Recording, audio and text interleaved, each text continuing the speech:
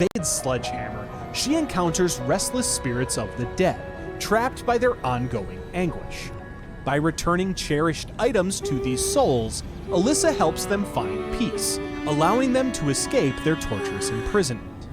Realizing that May's spirit is also bound to this world by sorrow, Alyssa decides to retrieve her father's pocket watch, which she must bring to the concert hall where the girl was supposed to perform. In a final confrontation, Alyssa once again faces Sledgehammer, and in a moment of awakening, her vial of holy water transforms into a sacred longbow. She uses this newfound weapon to vanquish Sledgehammer in a burst of golden light. Reuniting May with the pocket watch allows both her spirit and her father's to finally pass on. Exhausted by the ordeal, Alyssa collapses, waking up back in her own bedroom and wondering if it was all just a dream. Suddenly, Alyssa's childhood friend, Dennis Owen, appears at her window, much to her surprise. Dennis explains that Nancy had instructed him to give Alyssa a key to her grandfather Dick's room if she hadn't returned. Alyssa rushes to her grandfather's room, where she uncovers startling secrets about her lineage. There, Alyssa learns that the women in her family are rooters, girls who possess the ability to communicate with the dead and are destined to fight malevolent beings called entities. These entities are served by immortal killers known as subordinates, who sustain themselves by feeding on the souls of their victims. Alyssa then realizes that Sledgehammer was one of these subordinates, whose power was tied to the torment of May's soul, and that by destroying him, her own rooter powers must be awakening. Alyssa's quest soon transports her back in time once again, this time to 1963, where she arrives at the home of Dorothy Rand and her son, Albert, both of whom are blind. Their spirits are trapped, endlessly searching for one another. Alyssa learns that they were brutally murdered by a subordinate known as the Corroder, a sadistic killer who uses sulfuric acid as his weapon of choice. To free their souls, Alyssa retrieves a shawl that Albert had made for his mother before confronting the Corroder, using her rooter abilities to defeat him. Afterward, she returns the shawl to Dorothy's spirit, allowing the Rands to reunite and pass on. During this period, Alyssa catches fleeting glimpses of her mother, who vanishes before she can get close. Returning to the present, the Dark Gentleman suddenly transports Alyssa to the top of a massive, hellish clock tower inside of a dark realm in which he rules.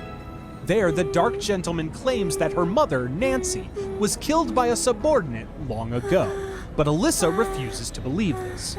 Undeterred, the Dark Gentleman simply states that soon they will unite together and obtain eternal life. The Dark Gentleman's true intentions, as it turns out, are to perform the Ritual of Engagement, a dark ceremony that requires the heart of a rooter on their 15th birthday in order to grant immortality as an entity. The Dark Gentleman then lifts Alyssa before throwing her into a pit, where she eventually lands in an industrial abyss. Alyssa then finds herself hunted by yet another subordinate, Chopper, a twisted executioner wielding a giant axe. As she navigates this new nightmarish landscape, she experiences haunting visions. She sees her mother speaking to her when she was a baby, promising to give her a special clover-shaped pendant when she was older. More disturbingly, she sees her grandfather, Dick, murdering her father, Philip, by throwing him over a balcony onto an axe below.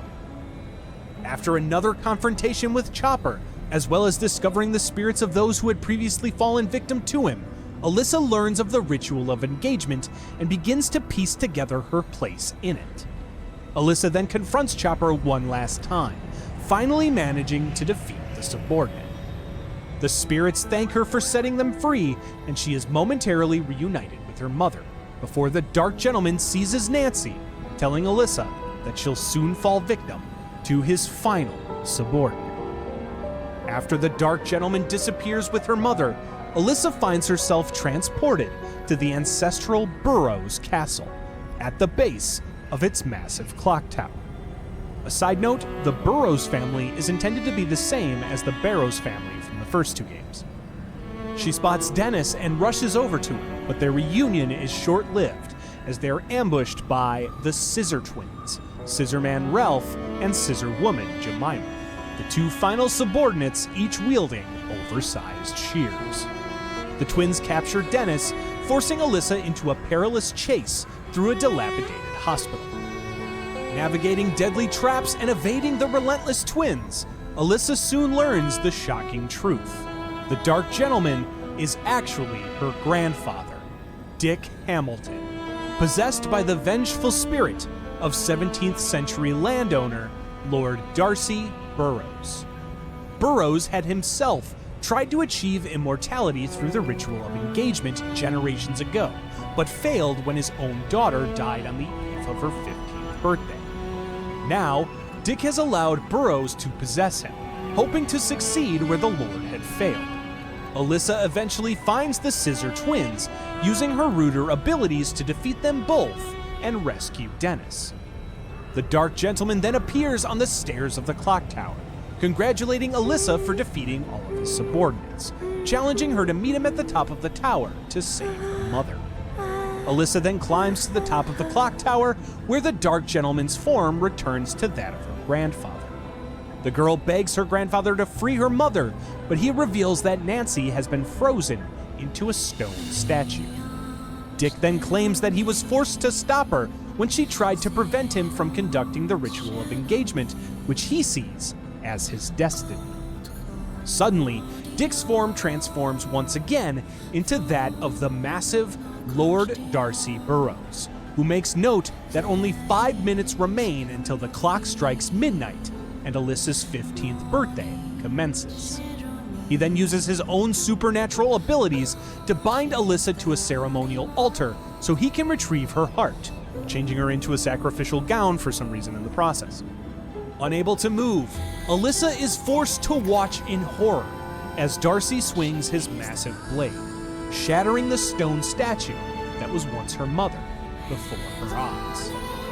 Dick's form then returns, and the spirits of the subordinates arrive to assist in the ritual. Just when it seems all hope is lost, Dennis intervenes, distracting Dick and throwing a final piece of the clover pendant her mother had been holding. Alyssa, who had picked up the other pieces from the subordinates, combines them to reform the clover pendant, allowing her to summon her bow to fight against Burrows in one final battle. Empowered by the lingering Rooter strength passed down from her mother, Alyssa unleashes her full potential, manifesting in a blade of light. Alyssa then uses it to pierce Darcy's corrupted form, sending him plummeting into the depths of the tower. As the structure begins to collapse, Nancy reappears before Alyssa. The pair then share one final embrace as the clock tower falls to the ground. In the wake of the destruction, Alyssa awakens to find herself in a tranquil field of clovers, holding the pendant her mother had promised her. Seeing Dennis nearby, she rushes over to him, pulling him into a relieved hug. Looking up at the sky, Alyssa softly whispers, "We did it." While this brings us to the end of the Clock Tower series proper, as mentioned in the intro, the legacy of the franchise continues a couple steps further, starting with the criminally trapped on PS2 title, Haunting Ground, also known as Demento in Japan. This story begins presumably in the early 2000s, where we find 18-year-old Fiona Belly, trapped inside of a cage. Fiona, now draped only in a thin white sheet, had been in a car crash with her parents, but can't remember how she's wound up in her current predicament. Nearby, her captor, a large hulking oaf wielding a meat cleaver, is scared by the lightning of a storm outside while preparing some kind of meaty stew. After the giant stumbles out of sight, Fiona finds that he had clumsily left her cage unlocked. The girl escapes her confines, but soon finds that she's not actually alone. Suddenly, a white German shepherd jumps past her, startling Fiona before running off as well. Fiona then finds the dog's collar nearby, embroidered with his name, Huey. Fiona exits out into the grounds of a castle, where she stumbles into a room featuring a large portrait of an old man. Suddenly, Fiona is joined by a mysterious woman with violet hair who provides her with a change of clothes. When Fiona asks the woman where they are, she simply speaks towards the portrait, telling her master that she will keep Fiona comfortable. As a flash of the memory of the car crash overwhelms Fiona, the woman vanishes just as quickly as she appeared. After Fiona changes into the clothes provided for her, while not being able to shake the feeling of the portrait watching her, she further explores the castle. She soon finds her lurching captor, Debilitus, caring for a small doll. When Debilitus spots Fiona, he sees her as another plaything, beginning another familiar chase. As Fiona eludes this hunchbacked horror, she continues to search the castle for a way out. Strangely, Fiona finds a statue, seemingly of herself, but pregnant. She then hears an unknown man's voice declaring that this is a vision of the future that awaits her, as she soon will be his. Later, when Debilitus corners Fiona, he's seemingly called off by another cloaked man. This man quickly introduces himself as Ricardo, keeper of the castle. Ricardo tells Fiona that as her parents, Master Ugo and Mistress Ayla, have both died in the car crash, she is now the sole surviving heir of Belly Castle. As this knowledge and the flooding memories of the crash, as well as a mysterious figure who had appeared beside their car, rush over her, Fiona faints before she's taken to her bedroom by Ricardo to rest. When Fiona awakens, she looks outside her window to see the white German Shepherd, Huey, leashed to a tree outside, clearly in distress. Fiona frees Huey from captivity, instructing him to run and not get caught this time. However, when Debilitus corners her inside the castle again, Huey arrives to protect her and scare the Hulk off. The two then become fast friends, exploring the castle while working together. Soon, Fiona begins to learn that there's more beyond her capture than a coincidental car crash. A mysterious phone call from an unknown party warns her about Ricardo, referring to something she has called Azoth. Continuing to avoid Debilitus, Fiona secretly observes the mysterious woman speaking with Ricardo, who warns her that he won't let the old man get the Azoth. Eventually, Fiona is able to stop Debilitus from pursuing her for good, either by killing him or by trapping him under a chandelier. If the latter path is taken, Debilitus assists Fiona on her journey, even giving her a key to unlock the main gates of the castle in some cases, allowing her to leave right away, much to the dismay of the character that we'll soon meet. Regardless of Debilitus's fate, Fiona is soon met by the mysterious woman once again, who informs her that dinner is served, before taking her to a large dining table to eat. As Fiona feasts on her meal, the woman laments that while her creator made her the perfect woman, she is incomplete, unable to taste or feel pleasure or pain. An uncomfortable Fiona sneaks away to bed, where the woman again visits her in the night. She then looks at her own reflection, again stating that she isn't complete, before bashing her face into the glass, taking a shard of the now broken mirror to attack Fiona. This mysterious woman, Daniela, then becomes Fiona's relentless stalker, that is, until it is time to do her duties as the castle's maid. As Fiona avoids her new pursuer, using more mirrors to distract her, she learns that someone has been filming her movements throughout the castle.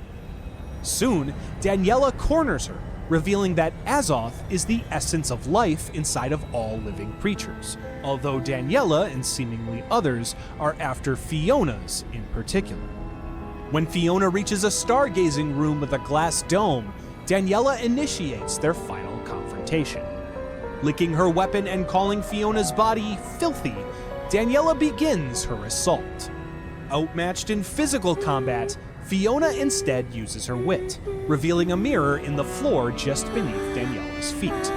As she sees her reflection, Daniela lets out a piercing, high-pitched scream that shatters the glass of the domed ceiling above. As the shards of glass come raining down, a large one pierces Daniela's chest, killing the artificial woman as she lets out a final, relieved grin. Fiona finds a key that Daniela was holding onto and enters another part of the castle, where she again encounters Ricardo. Ricardo pulls a flintlock pistol on the girl before beginning his own pursuit of Fiona, revealing his intention to use her Azoth to live eternally.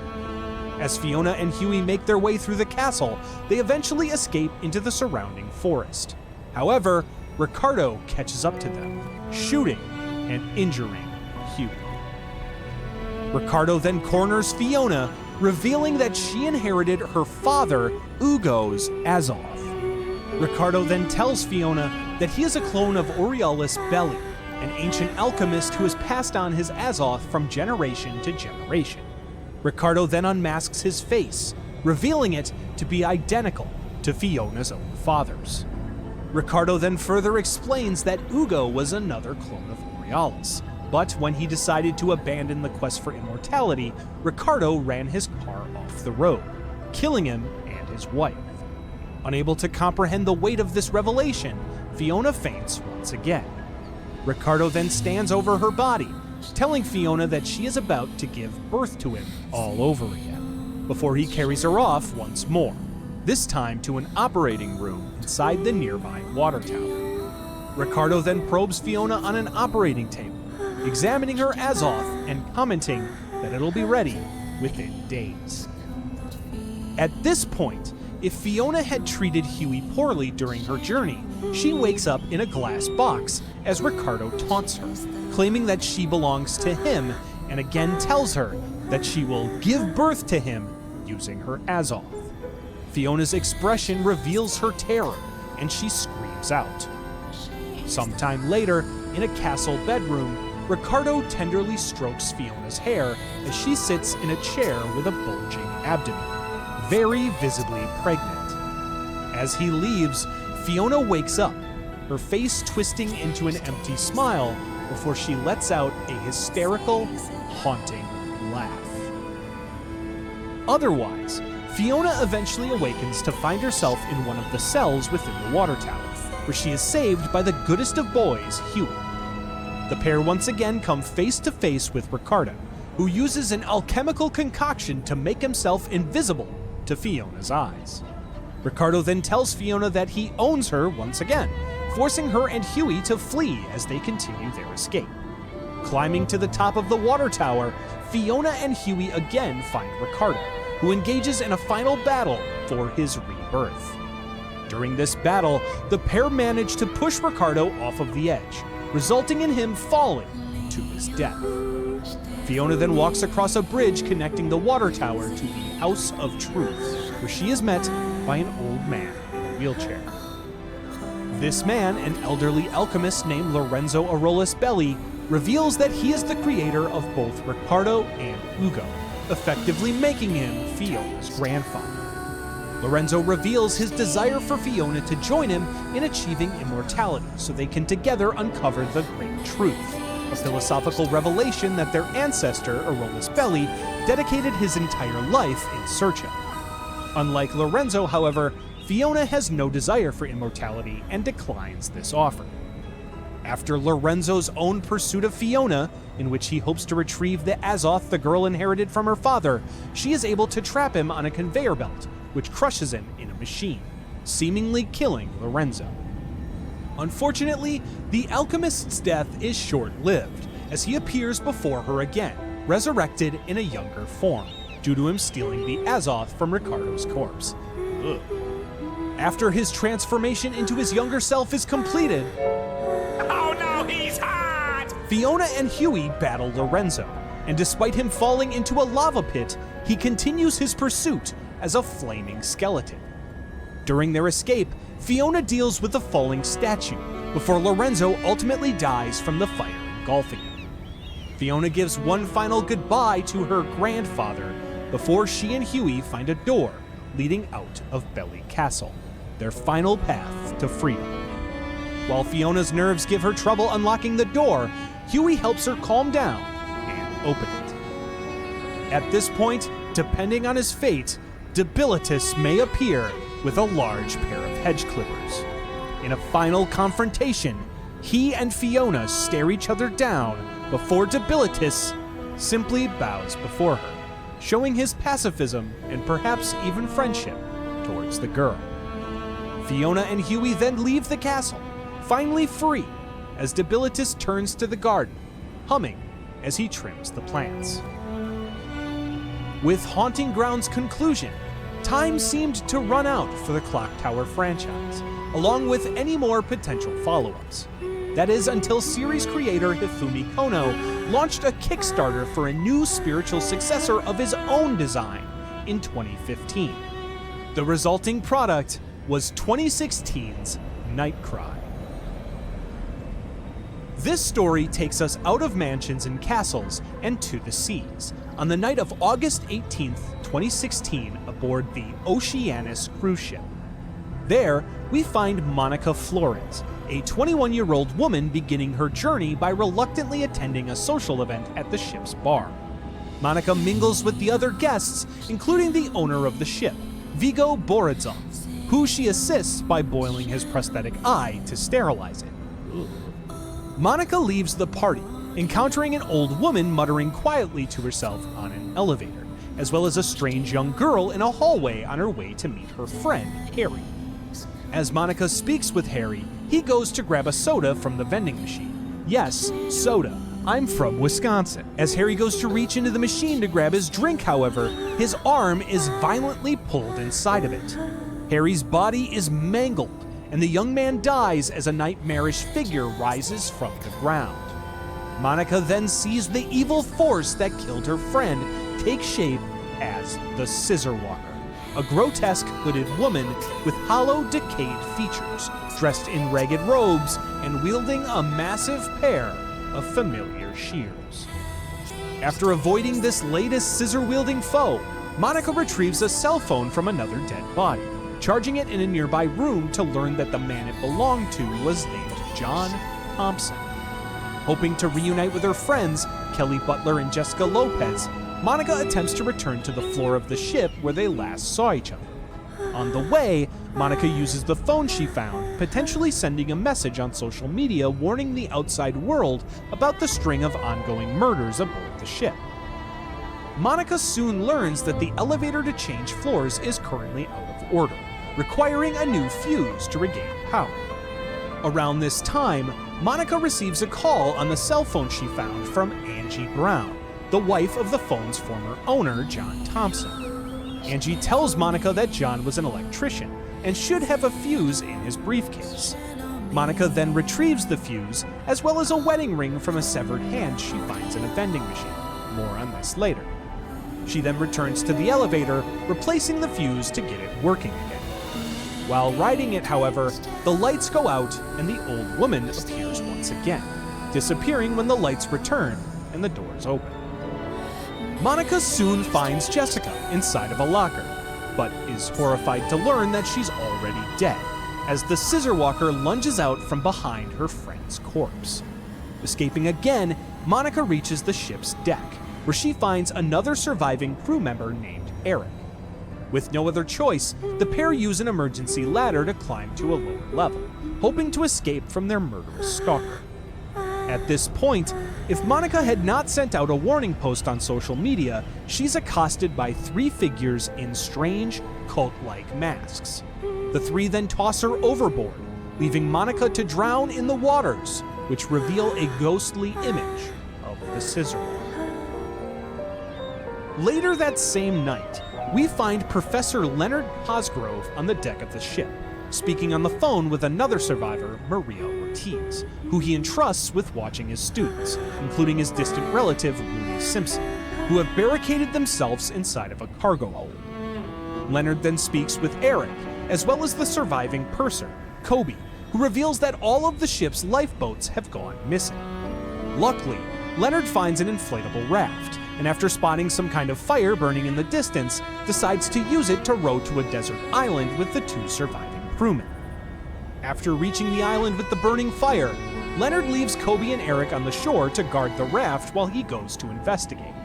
Following some footprints, Leonard soon finds a radio, which he's able to use to overhear a call from the Coast Guard to the Oceanus, reporting that they've picked up a distress call from the vessel. Leonard responds, relaying his approximate location, to which the Coast Guard replies that they'll send a search and rescue party. Leonard continues exploring, soon finding a strange well leading to a dark void. When Leonard inspects the well, he's shocked when he starts to see ghostly figures attempt to crawl from it. Continuing on, Leonard distracts a figure wearing one of the cultist masks to sneak past him into their camp, where he finds the bonfire he saw from a distance. Luckily, Leonard is able to locate two halves of his own mask, although retrieving them doesn't always prove to be easy. Using some found superglue, Leonard reassembles the mask, donning it to disguise himself amongst the other cultists. Exploring their camp, Leonard finds a cabin with an office set up in its loft. There, the professor finds a beaker filled with water being boiled on a wire mesh over a flame. Submerged inside the beaker is a familiar prosthetic eye. Believing that his students should know about this development, he posts about it on his social media, warning them to look out for someone with a false eye. Distracting the guard outside the cabin, Leonard is able to sneak back out to continue his exploration. He soon comes across another well, using some non-slip gloves he found to safely rappel down, where he finds a suspicious tunnel. Leonard is then able to get past a narrow corridor of ghostly hands, reaching a secret room. There, Leonard finds a coffin-like box, placed inside a sigil overlaid with the silhouette of the Oceanus. This leads Leonard to believe that some kind of ritual is to be performed on the ship. Inside the box, Leonard finds a man named Jerome Turia, unconscious with ritualistic scars covering his body. Leonard carries Jerome back to the beach, loading him onto the raft with Eric and Kobe. The pair then row the raft back to the Oceanus, but just as they arrive, they're rocked by an explosion. A shocked Leonard looks to see what happened, and as he turns to check on the others on the raft, he's shocked to be met face to face by one of the cultists, mask and all.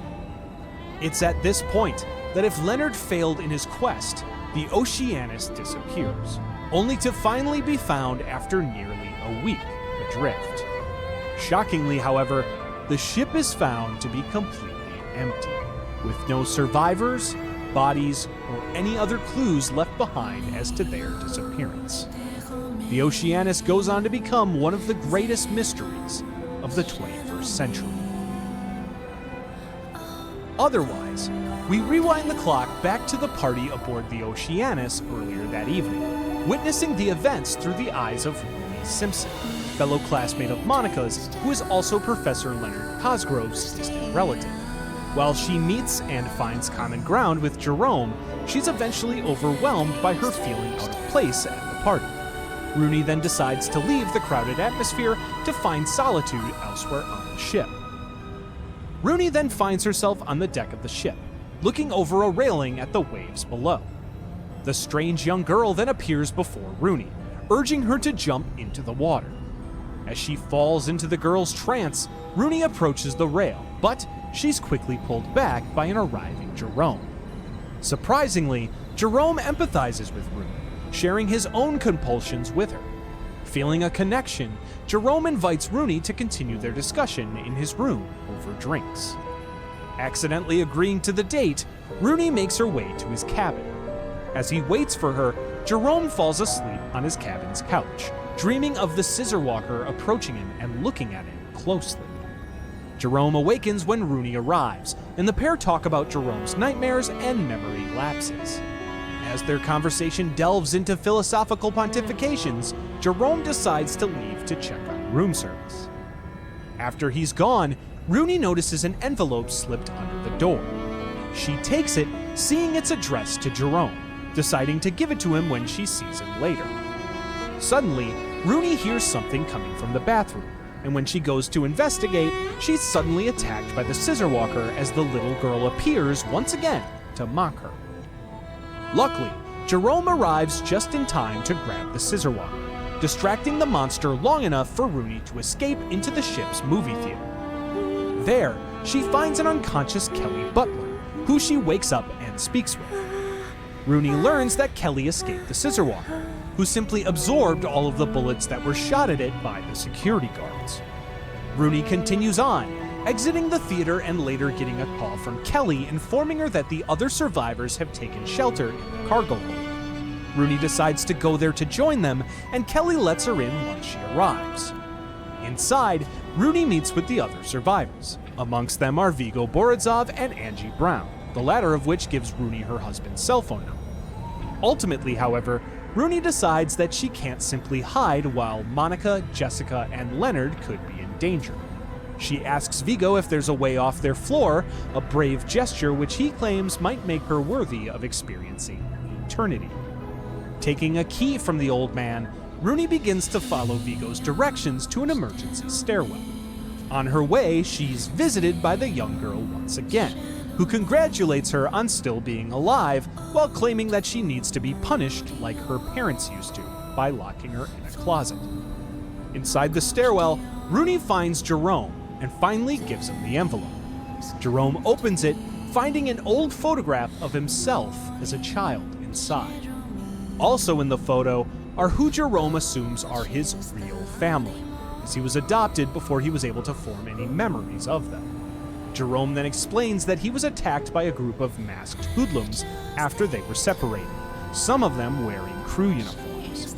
This leads Jerome to believe those in the masks to have something to do with what's going on, and they may be hiding amongst them. Rooney then heads off on her own once again, receiving a call seemingly from Jessica, warning her not to trust Eric, hanging up abruptly before explaining. When she finds another cargo hold filled with shipping containers, Rooney is shocked to find Monica's necklace. She then calls John Thompson's phone, which Monica was last seen having, until she finds the container it's ringing from. Using her quick wit and a nearby forklift, Rooney drives full speed into the container to bash it open, finding Monica safely inside. Monica explains that she entered the container to hide, but was locked inside by an unknown party, leaving her trapped. Monica then relays Professor Leonard Cosgrove's warning about the man with a prosthetic eye, revealing him to be Viggo. Now hoping to get the full story, Rooney continues on, leaving Monica behind to wait. At this point, if Monica had retrieved the wedding ring from the severed hand in the vending machine, she gives it to Rooney as well. Continuing her exploration, Rooney soon comes across Eric, who reveals that he was with Leonard on the island but got separated from him. Eric claims that Leonard was thrown into the waters, leaving his current fate unknown. Eric also states that the nearby elevator is out of power, leaving Rooney to figure out how to bring it back online, making this game full of original ideas. Rooney then calls Kelly Butler, still in the cargo hold, asking her to find a nearby switchboard to restore emergency power. Kelly agrees, and Rooney informs Eric, who gives her antibiotics for her and Monica's injuries. At this point, Rooney can return to Monica and give her the antibiotics, taking them herself as well to avoid any infections from their numerous wounds.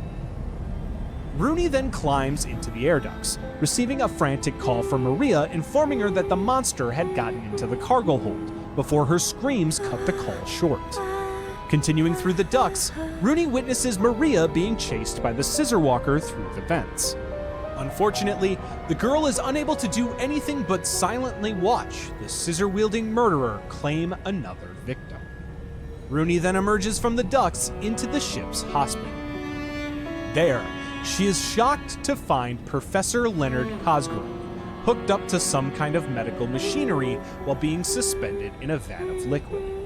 As Rooney gets closer, the full grisly picture is revealed to her. Leonard's body below his neck has been stripped to his bones and organs, only being kept alive by the machine he's hooked up to, leaving his current existence one of constant pain and torture. Leonard asks the girl to kill him, and she reluctantly puts her teacher out of his misery by turning off the life support machine.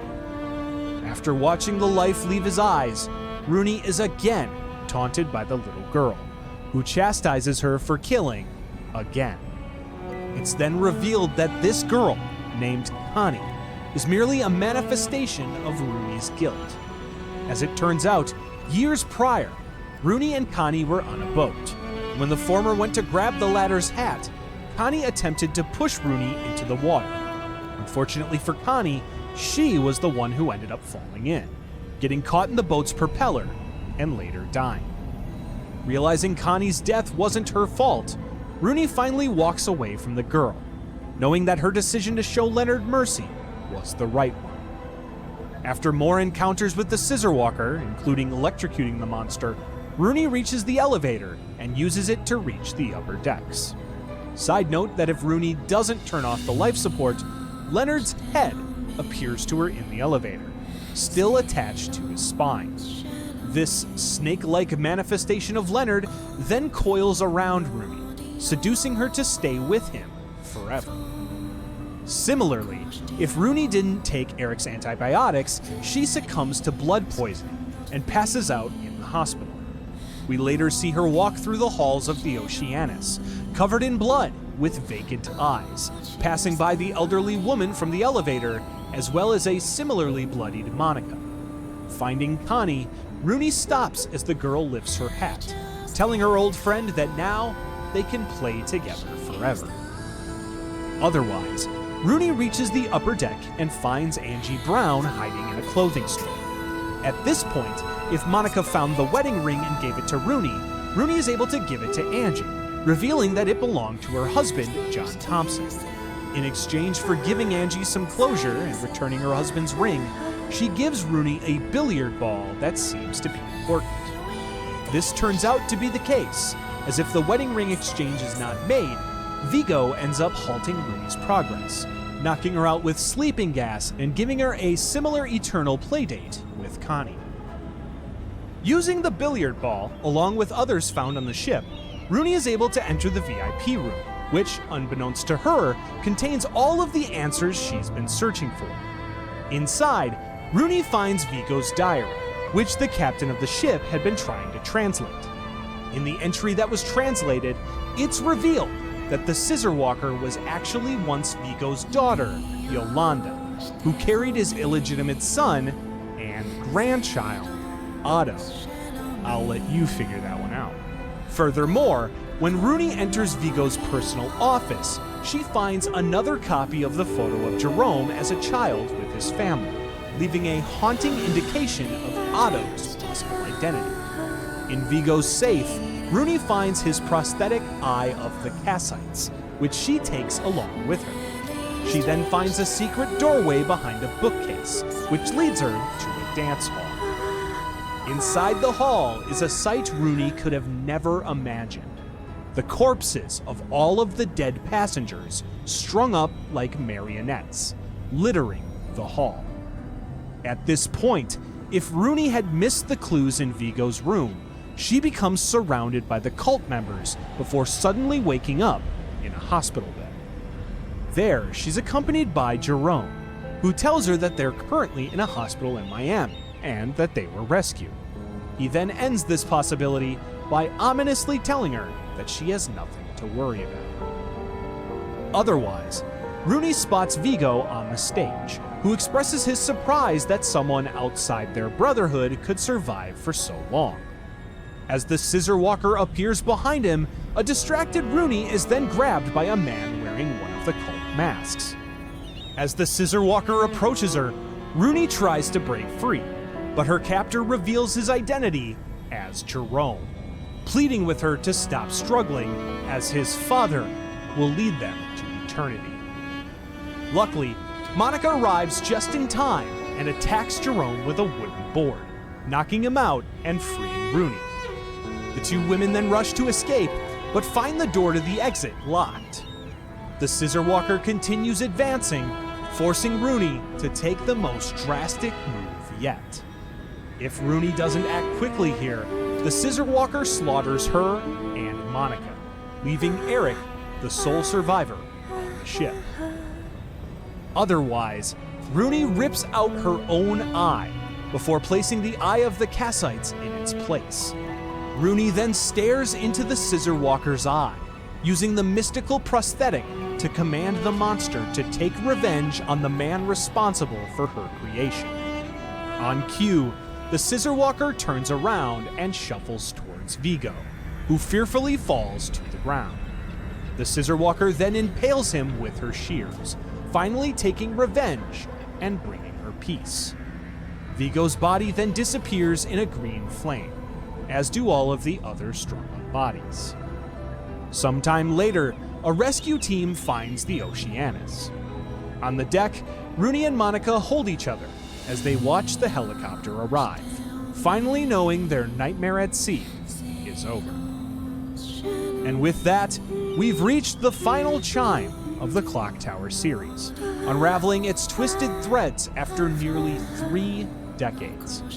From the ominous corridors of the Barrows Mansion to the haunting decks of the Oceanus, we've braved the relentless pursuit of Scissorman as well as all of his spooky successors. While the clock's hands have seemingly come to a stop, the legacy of this cult classic series continues to tick in the hearts of horror fans, myself included, everywhere. Hey everybody, thanks for watching, and a huge shout out to all the patrons and channel members for their incredible support. If you enjoyed this content, consider supporting too, and drop a comment below and let me know what video game series you'd like to see me cover next.